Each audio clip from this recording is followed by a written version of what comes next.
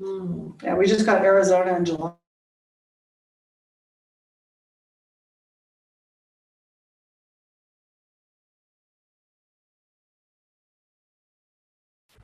They would actually, you'd find out, families, they would go without food for a day. Yeah. So that they would have enough to feed you, the guest. Right. Yeah. Right. You know, and it was like, yeah, wow. Yeah. So, yeah, it was definitely, and the amount of food that you ate, I mean, a little bit of meat and, Yeah, you know, right. and some nice vegetables and stuff, but it's like, it didn't really cost that much. Right. But there's an example, the value was very high. Yeah. Yeah, you can really appreciate it. Yeah.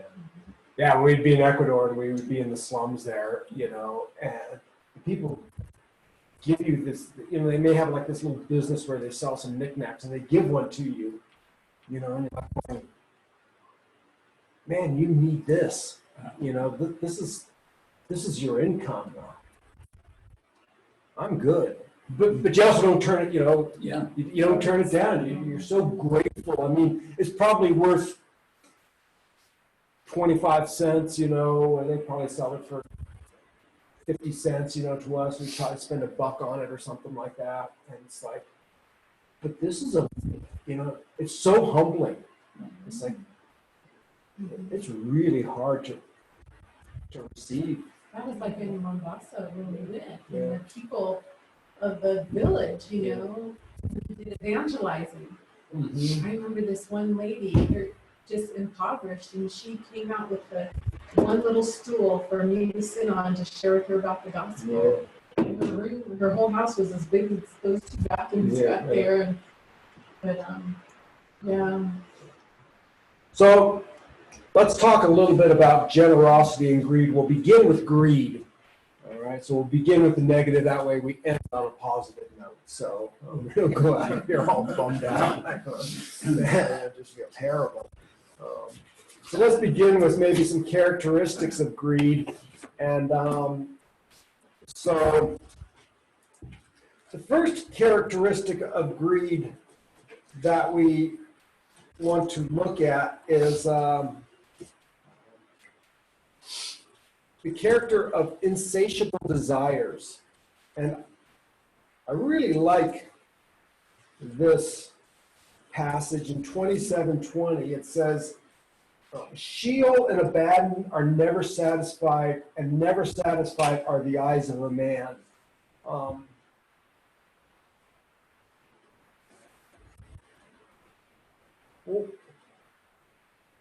What is the comparison there?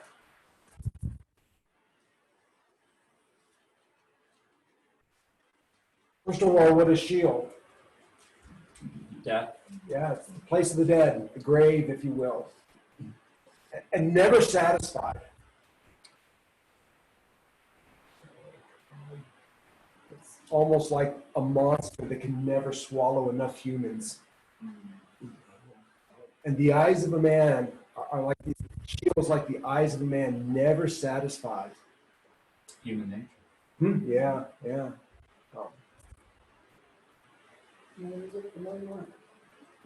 Yeah, never sad. Always wanting. Lust of the eyes. Always wanting more. Oh, look at that. That's shiny. Ooh, look at that. Now I need a new one of those. And so the comparison with Sheol to me is just really the stark contrast. You know, Sheol's always taking more dead people. Never, you know, people are always dying. And that's like the person who lusts with their eyes and just never gets enough. Greed leads to death. Greed leads to spiritual death. Right, yeah. And so, yeah, that which he wants, but he cannot have, and so he ends up, he's miserable and he despises, and his insatiable desires make him miserable. And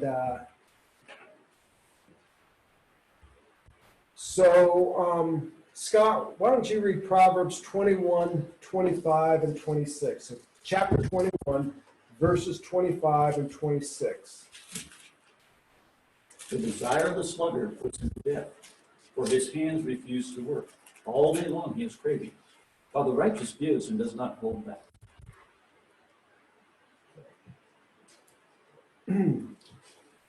Yeah, so the desire of the sluggard kills him, and his hand refuses labor. I like this, the first line of verse 26. Mine says, all day long he craves and craves. You know, so it's this insatiable desire. And then, yeah. So why is the greedy person never satisfied? Why are they never filled? They want everything. All right. They want everything as good as the next one. Okay. There's always something better than what I got. Well, that dissatisfaction is what fuels the greed, and things that are not of the Lord and just material will never satisfy. Right. It's because of their lust. I'm sorry? It's because of their lust. Yeah. Yes. Yeah. Yeah. So I think Scott's getting on the right track here, and that is, well, we talked about financial problems or spiritual problems. These things never satisfy because they were never meant to. Yeah, I think God made us that way. Right. We always have to look Right. for our rewards, Right, or, right. you know. Right. So they may bring a joy, and things bring a joy. I mean, you get some new thing, and it does. It brings joy. I don't think there's anything wrong with that, and I think God puts that in us. But He's like, well, this was never meant to satisfy. Because why would we seek God? Right. So we were talking about Augustine last night, and he's the one, and I'm gonna have to butcher his quote, but he says, our hearts are restless until they're satisfied in you, because you've made us for yourself. And so therefore our hearts are restless until they're satisfied in you. And this is the person who is insatiable desire, trying to find something to fill his empty heart. And God's like, I didn't make your heart for stuff. I made your heart for me. That's not because he's shopping in the wrong place. Right. It's not because he's not shopping in the right places, nor is it because, and so this is a spiritual issue. And the evidence of it is that he's never satisfied. So the first thing we see there, the first characteristic of greed is that it's insatiable. It's not like, oh, well, I'm just going to get this greedy and then that'll be it. It's like an obsession. Yeah, right. It'll just keep going. So the other characteristic is the miserly. All right, kind of on the flip side of things. So sometimes we might not think of the miser as greedy, but they are. And so, Gladys, would you read Proverbs 23, 6 through 8?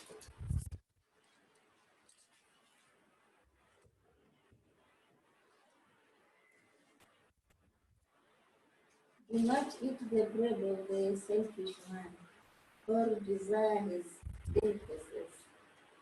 For as he thinks within himself, so he is. He says to you, eat and drink, but his heart is not within you. I continue. That's it. Verse 8. Oh, verse 8. Yeah. Oh, I think I have verse 8. Let me see. Yeah, verse 8. Okay. You will vomit up the morsels. You will eat. You will vomit up the morsels you have eaten, and waste your compliments. Okay. Awesome. So, what does this verse indicate about the miserly? I had to think about this one a little bit. He's saying one thing and thinking the other, Okay. begrudgingly. Okay. And the purpose of his hospitality is more to gain more for himself. All right. Yeah. So he's if he puts something for you, it's not because of his generosity. It's because he's like going, what can I get out of this deal? Yeah. You Because know? his heart is not with you. Yeah. His heart is not with Has you. ulterior motives. Right. So yeah. So his gift to you is his generosity is selfish. It's a sham. All right. And the Bible says the generosity doesn't keep a record of the good done. All right. The miser does. So the miser may treat you well. All right. But if he does happen to do anything for you, what's his mind likely fixed on? You want you to pay back. Yeah. Something somewhere down the road. It just reminds me, the kind of the mafia boss, right? I forgot what movie it was, but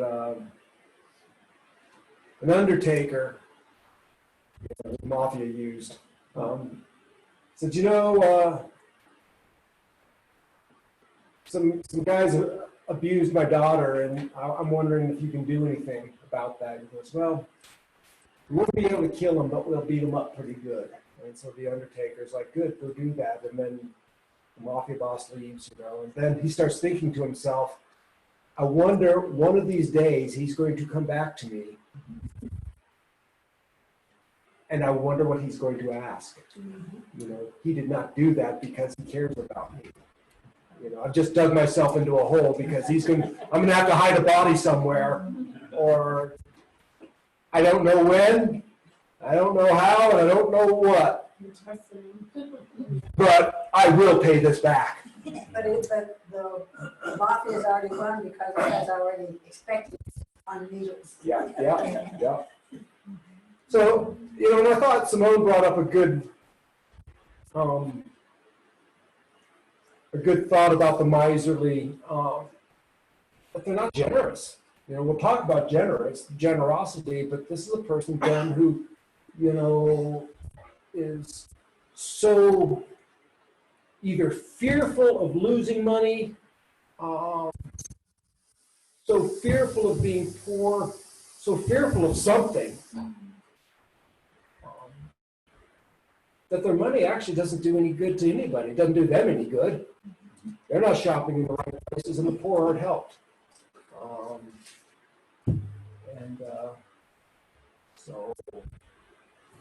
So greed has us hoard our money. Yeah, here's Ecclesiastes. There was a certain man without a dependent, and had neither son nor brother. Yet there was no end to all his labor. Indeed, his eyes were not satisfied in riches, and he never asked, and for whom am I laboring, and depriving myself of pleasure. Yeah, right. Good. Where's that at, Scott? What scripture? Ecclesiastes chapter 4, and basically the whole thing's from verse 7 through 8. Okay. All right, so 2 characteristics of greed: insatiable desires, miserly, and the third one is self-defeating. So Sharon, if you'll do 11:16 through 17 and verse 24. So I know it's kind of tough. 11:16 through 17 and verse 24. And Kent, you get 15:27. So 11. Okay, 11. Okay, so the gracious woman retains honor, but ruthless men retain riches. The merciful man does good for his own soul, but he who is cruel troubles his own flesh. And then 24, there is one who scatters yet increases more, and there is one who withholds more than is right, but it leads to poverty. Okay, awesome. Hello, Davidsons. Davidson's just joined us, Okay. or their phone did. So, 10:15:27. He who profits illicitly troubles his own house, but he who hates bribes will live. Okay. So, so he who,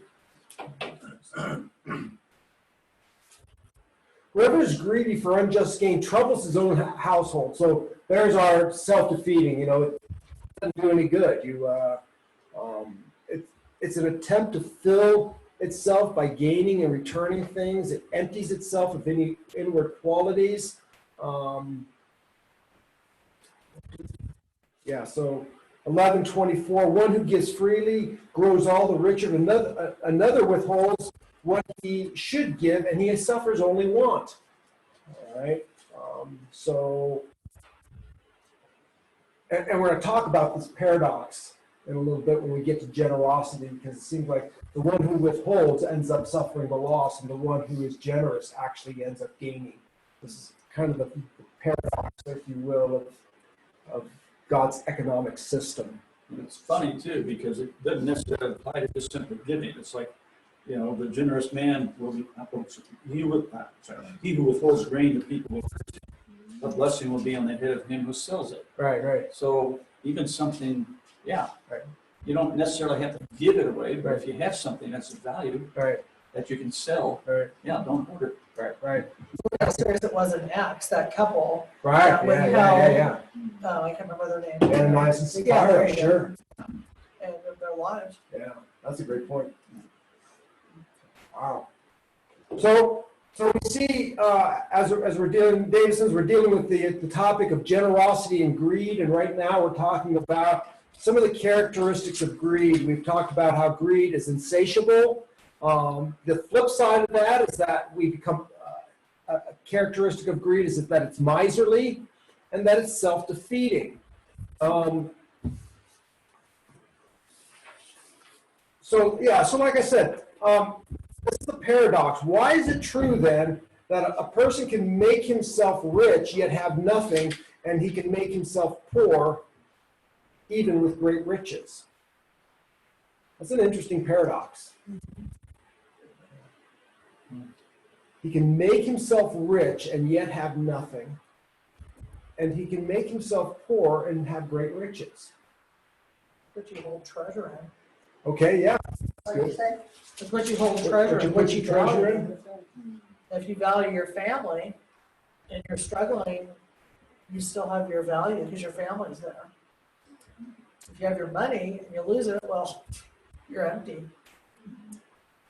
Yeah, 13:7, and the ESV has a kind of an interesting translation, so I'm going to read, and I know it's disputed, so I'm just going to read from a different way. It says, one who makes himself rich yet has nothing, another makes himself poor yet has great wealth.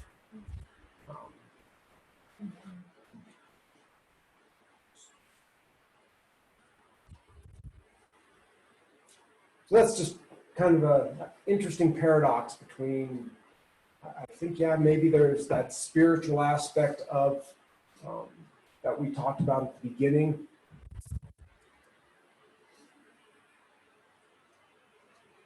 Well, the thing is, too, a rich person or somebody wealthy, it's like they say, money can't buy love. Right. Oh, yeah, right. And they can be very wealthy, but depending on their personality, whatever, and how they treated people, they're alone. Yeah. They really had nobody or nothing. That's the point. And they're, they'd be poor me. Once again, back to Howard Hughes. Mm-hmm. Ton of money, alone. Fear, constant fear. Yeah, constant fear. Man, what a miserable life.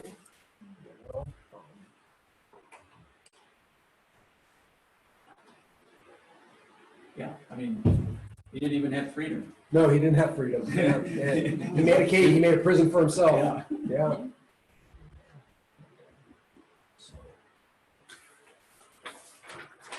All right. Well, let's talk now. We'll flip the tables and talk a little bit about generosity, and we'll talk maybe about some of the aspects or characteristics of generosity. And one of the purposes then of generosity would be caring for the needy.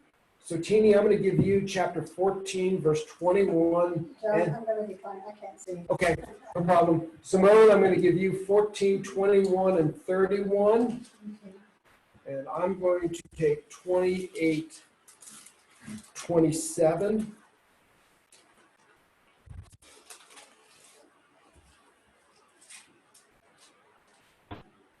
Go ahead. Okay, yeah, 14, 21, and 31. 14:21 And 31. and 31. Okay, 14:21 says, "He who despises his neighbor's sins, but happy is he who is gracious to the poor." And 31 says, "He who oppresses the poor taunts his maker, but he who is gracious to the needy honors him." That's awesome. So the one who oppresses a poor man insults God.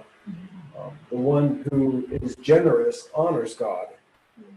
And then 28:27 goes like this: whoever gives to the poor will not want, but he who hides his eyes will get many a curse. All right.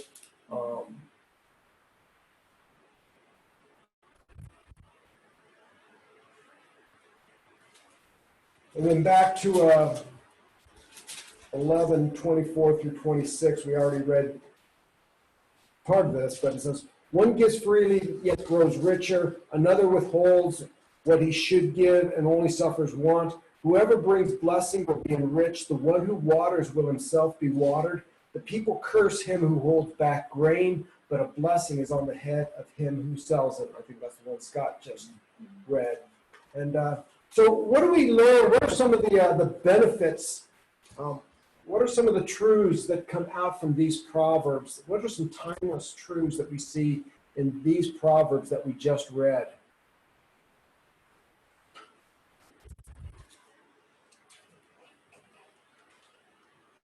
You get return many times over. Okay. And another thing, you feel better, you feel good when you help somebody. Okay. Yeah. You should. Yeah. Well, these behaviors are pleasing to God. Yeah. Yeah. Yeah. I think nowadays it's hard to see who are the people that are sincerely poor. All right. It's hard to discern that. Yeah, and that's a really good, that kind of gets to, I think it's the question I put in there. That is, what is the extent of our responsibility to help the needy? That becomes a real challenging Pray for wisdom. question. Yeah. But what is our responsibility, or what is the extent of our responsibility to help the needy? So there is a command to help the needy. We honor God by that. So to what extent do we go? And then that fine line of when they start to take advantage of us too, Right, you know. right. And we talked about that with the sluggard and the, pardon me?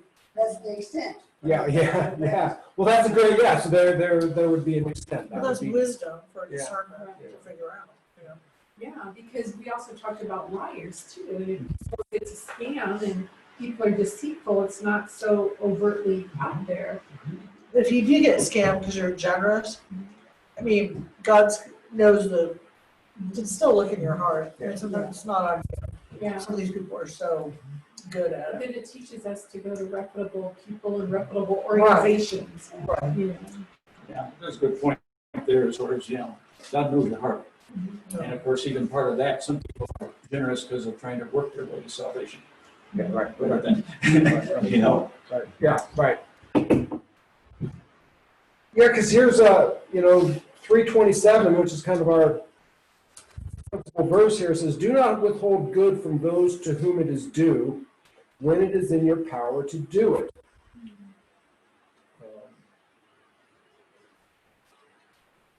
Joseph said that if God helps those who help others. Okay. Yeah, and we've talked about that we honor God in this, and that God, and I think we're going to bring this up and maybe expand on that a little bit. That actually, it's a strange. I'm getting ahead of myself, but this strange truth that God says, "I'm a debtor to the one who gives." And that's just being poetic, all right. But but God says, you've lent to me. That's a really profound statement. We'll get to that. That's a great insight, Joseph. So when we have opportunity, we should try to do it. We need to take into account the legitimately poor. But here's I guess the point here for caring for the needy. One of the great benefits of possessions is not having them, but using them. All right. So how do we use what we have? And it may not simply be money, but it may be a possession. It may be something we have. I have Well, during the coronavirus, I mean, we couldn't find toilet paper, Right. but I had a friend that scored a case. Yeah, and, okay, hey, right, right, I right. mean, it sounds silly, Right, but right. I mean, you know. And Pretty then critical. yeah, just share what you have, Yeah. do it with not expecting anything in return. sort of Right. thing. Yeah. We were watching a show on TV about people in Alaska, and they had to travel far to get meat from their friend. And they had to divvy off, I guess they had fish and elk and all kinds of meat. And so that was like survival, you know. Yeah, I was in Alaska. I was at a little roadhouse. The roadhouse was 50 miles on a dirt road before you got out in the middle of nowhere. She was like my nearest neighbor, 7 miles away. Her first winter there, her propane tank went out. All right, had no propane or anything, and there you die, you know. And so she's like, I didn't know what to do, and I hear a noise outside. I look, and here comes a snowmobile, and he's got some propane. I'm like, oh no, well that's pretty cool. And then there's another one, and there's just this line of snowmobiles coming. A tanker, propane tanker. Somebody found out, and a propane tanker stopped on the highway 50 miles, and the snowmobilers came and loaded up and brought it all out to her. It's like, okay, so this is what we have. This will get you through until you can get your propane tank filled. I think that's Wow. sincere generosity. Yeah, right. Opposed to the person holding the sign at the store, you know, need help. Right. Yeah, so the benefit is not just having possessions, but being able to use them. And not just for our own satisfaction. I think that God gives us good things to enjoy, so, you know, we go and have a nice dinner or buy a nice car, or we buy something. I think God gives us things to use, but I think that He also gives us things to be generous with. And we need wisdom on how to tell the difference. The next one is don't put off helping the needy. And so chapter 3, verse 28.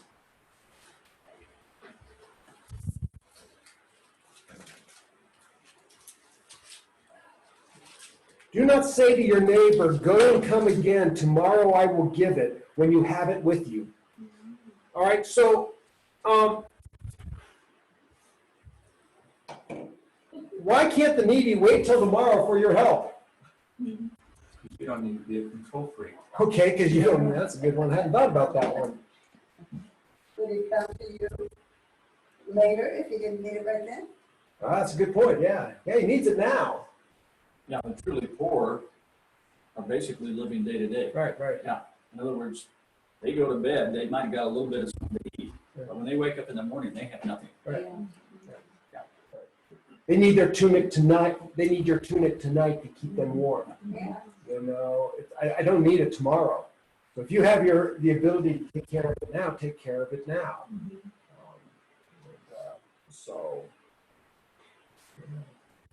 And then once again, where's the cutoff? Because I know, like some people who did missionary work overseas, and Americans would come and they would eat at a restaurant, and all the poor people would be there, and the Americans want to give them food, but they're like, don't give them food, because then more people will surround our restaurant, and we'll be out of business. So again, there's all. How do you find the fine line? Yeah. So we're going to talk about, where the fine line is. And, as we talked about, we're going to have to always seek wisdom on that. Well, there was So when we're able to help somebody who's truly in need, and we have it, we should probably try to do it. What were you going to say, Scott? I was going to say, yeah, I mean, it was even a problem with churches because a lot of the wise pastors, they would not want the foreign missionary to come to their church because then people had the attitude they were going to get a lot of money and get everything for free. Mhm. The tithes would stop, and when they tried fundraising, they'd get nothing. Mm-hmm. You know? And so it's like you're not always doing favors, Right. trying to go and help. Right. Yeah, you gotta watch out. Again, wisdom is important, but when we do see somebody who has a need, we may do the best we can. Instead of giving him money, give him the knowledge how to work.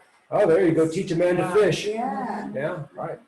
And the problem is most of them, they don't want to. They don't want to do that. They don't want to fish. But at least Right. you've done your part. Right. Yeah, there are all sorts of tests we can kind of do to make sure that it's legit, but, you know. A lot of funny stories too. You know, it was like one guy we knew, he was American. And, yeah, there was this kid that looked just terrible in rags, everything else, and begging for money. And so he helps him out, gives him something. And then a month or so later, he's going to the Catholic church, you know, in his area, and he sees this kid dressed in a three-piece suit get out of a late model Mercedes with his parents dressed to the hilt. Yeah. And it's like, he goes over, looks at the kid, says, "What's this?" You know, and the kid, like, "Oh, well, those were my white man's clothes, and these are my church clothes." You know, but it's like, yeah, he got took. You know? So the bottom line is there are scams out there, but I don't know that the scams violate or excuse us or let us off the hook Right. from the clear commands of when you have the ability to do something, do it. Well, God gives us the wisdom too. So And when in doubt, Right. it's better to give. yeah, I'm not gonna give money to somebody that's, you know, obviously gonna use it for drugs. But I can say, hey, let's go over to Chick-fil-A and I'll buy you lunch. Yeah. You know, is there anything else? So again, you have the opportunity to do good, so let's do good. And so the scammers do not neutralize the commands. The commands are still there. I think the book of Ruth too, I mean, that king, or he had, it was within his authority to tell them not to glean the edges, Yeah. so that the poor people can go and get food, you know? And so he wasn't giving out money to the poor, but he was allowing for people like Ruth and Naomi. Well, and that's interesting because that was God's welfare system. Oh, yeah. So when you read in the law, don't cut the edges and don't go back twice. Yeah. All right? Why? That's my welfare system. The poor will come through and pick these things up. So there was a responsibility for the poor to do something. But we have people who are physically incapacitated, perhaps mentally incapacitated, and, you know, truly struggling. And so these are clear commands. The other one about generosity is that it honors the Lord, and I think we've read a few of these scriptures. Scott, you want to read 14:31? And I'm saying Scott Fulmer. So Scott Davidson, are you on? Yeah, I'm here. I'll have you do chapter 22, verse 22 and 23. Okay. So 14:31, Scott Fulmer. Okay, he who oppresses the poor taunts his neighbor, but he who is gracious to the needy honors him. Okay, I think we've read that one tonight. And Scott, why don't the other Scott, 22, 22, and 23? Okay, so Proverbs 22, 22, and 23. Do not rob the poor because he is poor, nor oppress the afflicted at the gate. For the Lord will plead their cause and plunder the soul of those who plunder them. Okay, so first of all, number one, generosity honors God. All right, God is honored by our consideration of generosity to the poor. And he takes it as an insult when we do nothing. All right, so we insult God when we don't help the poor. So how does that honor the Lord? How does showing mercy to the needy honor the Lord? Pardon me? Obedience. Oh, okay, yeah, I think obedience. Parallels what Christ did for us. Right, and I think, yeah, so we are reflecting the very nature of God. God is a generous God. I mean, yeah, it's the gospel. When we had nothing, in fact, Paul ties generous giving in 2 Corinthians 8 and 9. He ties their giving to his understanding of Christ. I find that just interesting. He says, so he's appealing to the Corinthians to be generous, and then he says, because Christ, who had everything, became poor on your behalf so that you might be rich. All right? So he ties generosity to Christ. He's like, so we mirror Christ. We honor the Lord because we're now reflecting who he is. And this is why we are generous, because God has been generous to us. Didn't really deserve it.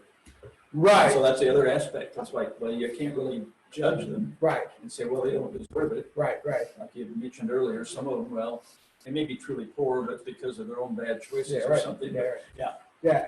And we're truly impoverished because that's who we are, our nature. It's like, well, and so God was very generous with us, and he makes the rain to fall on the just and the unjust, and wicked men and women prosper and do well. He's kind to them.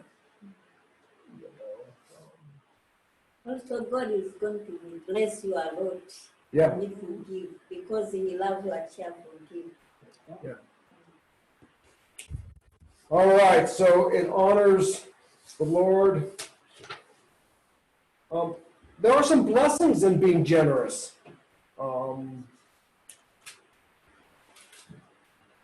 28:27, whoever gives to the poor will not want, but he who hides his eyes will get many a curse.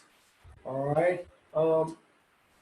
So one of the blessings is the satisfaction a person receives from giving. I think Teeny brought that up a little bit earlier. It makes you feel good. I mean, there are blessings of being generous. And also then, sometimes when we're generous, we become the recipients of other people's generosity. All right? Just, so there are blessings. There are, like it says, whoever gives to the poor will not want. There's this idea that if you're a giving person, God is going to be generous with you. So there are blessings in that. And then finally, we'll look at God's response to our generosity.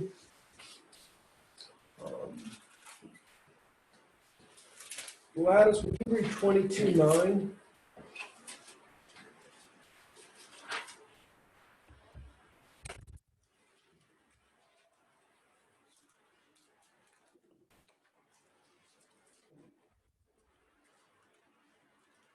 He who is generous will be blessed, for he gives some of his food to the poor. Okay, I like that. So whoever is generous, and mine says has a bountiful eye, will be blessed. And then notice the for. So that's the purpose there, the reason. The reason he's blessed is because he shares his bread with the poor. So because you share your bread with the poor, you will be blessed. And then this is the verse that I brought up earlier, 19:17. It says, whoever is generous to the poor lends to the Lord, and he will repay him for his deed. I just think that's really, really interesting that we let that the one who's generous to the poor lends to the Lord. And so we give it with an open hand, expecting nothing back, but God says, That one, even those people who are not saved, they know if they give the poor, God is going to multiply their riches. right. They practice that. Yeah. Even Muslims. Oh, yeah, right.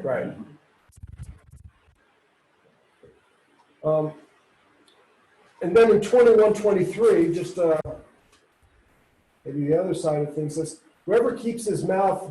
That's not what I wanted. Oh, 21:13.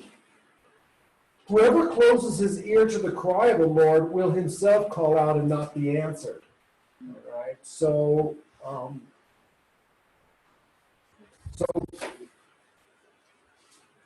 mean, what do you think about that idea that why does God say that he indebts himself to us for helping the poor?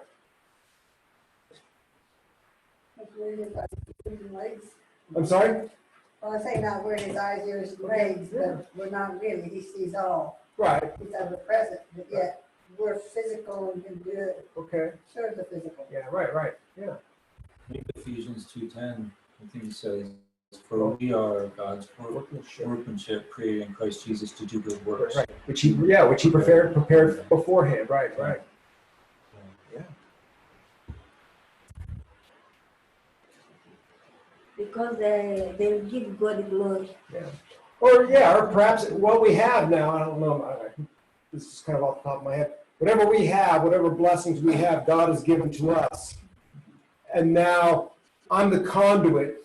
God gave that to me to give to this person. So I'm just simply the conduit Yeah. by which God is taking care of that individual. So in that sense, it's like, and as Sharon brought up, there's nothing that we have that was not given to us. If it just fell before him, well, look what I got. Yeah, right. But using that conduit and there you see Jesus. Right, yeah. So, yeah, right, exactly. So God doesn't always just drop blessings out of the sky, but he uses his people for his purposes to bring about the good. So any other thoughts on generosity and greed? I'm enjoying this so much. Oh, good, yeah. I'm going to ask one more question. I'm real tempted just to end on that because I am too. But so to what extent must our generosity and benevolence go? How far does it go? Do we impoverish ourselves? Well, we're each given a measure of faith, right? Mm. So whatever that measure is so it's not, I think it might be an individual standard to where, not everybody gives the same because some people have the faith to give more. Oh, that's a great point. Yeah. And sometimes when you're kind of getting on your feet, you may or may not be able to. Well, I think it goes back to what you just said. I think that's a good point. You're gonna say, Scott, did you have I was one? going to say, and along with all that, though, at some point, there's some wisdom involved, or you figure out you got to modify things. Because, okay, you're just being hustled, and all your money's just getting wasted, And I've experienced that with, tens of thousands of dollars just down the drain, nothing to show for it. And so it kind of shifted things, and like what we're doing now is we have our acreage in Kenya, and I've hired local people to work it, to terrace it and everything else.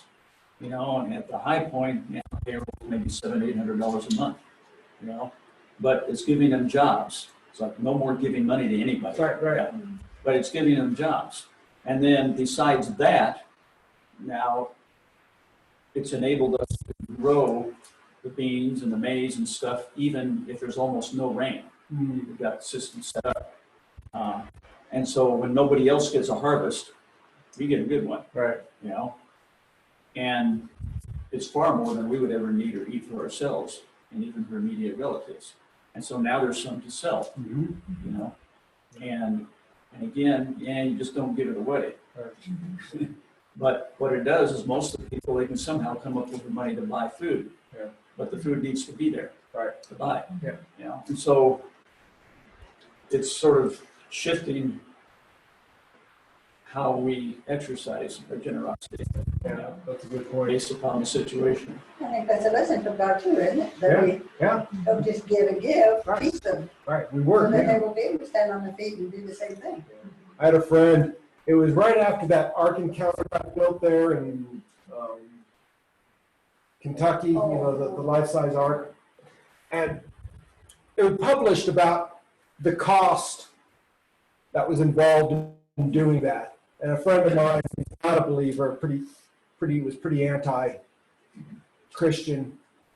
And he's like going, I can't believe that they did that. You can't tell me that there are people in the town that just think, how many insurance payments could they have made? How many mortgage payments could they have made? And all of these things. And I'm thinking, to myself, and I responded briefly, but I don't really get into internet conversation. They're fruitless, so I don't say much. But the bottom line is so how many contractors made money, and how many craftsmen came in, and how many right now, how many people are delivering food to the place? How many restaurant workers do you have, and ticket takers that you have? And look at the income and the state taxes that are going to be paid, and all of these things, and payroll taxes, and all of these things that are coming in.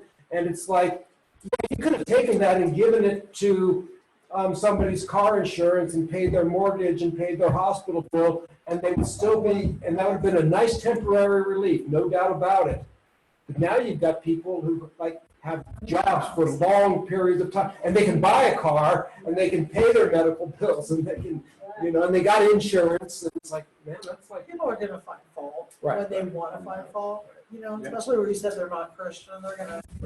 right, well, yeah, he found that, but that was the idea. I'm like going, well, And the also, extent of generosity, I think that would have been foolish. It's like, well, we've got, $100,000, let's just go give it away. Or we've got $100,000, let's start a business and employ some people. Well, and that's kind of Ken Ham's ministry with his answering Genesis, Right. and at least some idea of awareness Mhm. of the Bible and how things began and whatever else. But you think of K.P. Yohanan Mhm. and how he was criticized early on in his ministry because these people were poor and starving, yet he was just preaching to them. Right.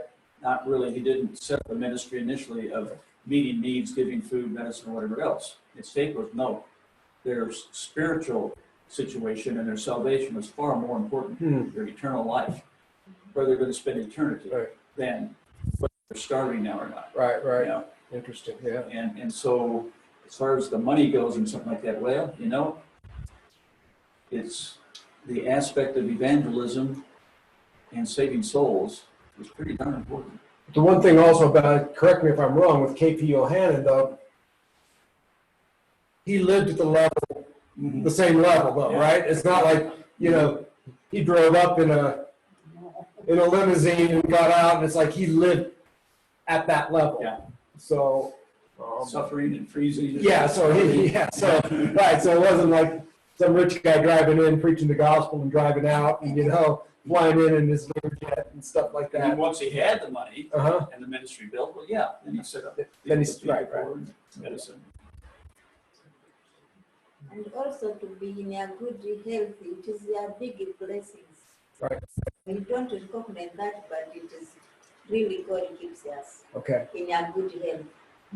And there you save a lot, you are relaxing, you are happy. So you benefit from the Lord's knowledge.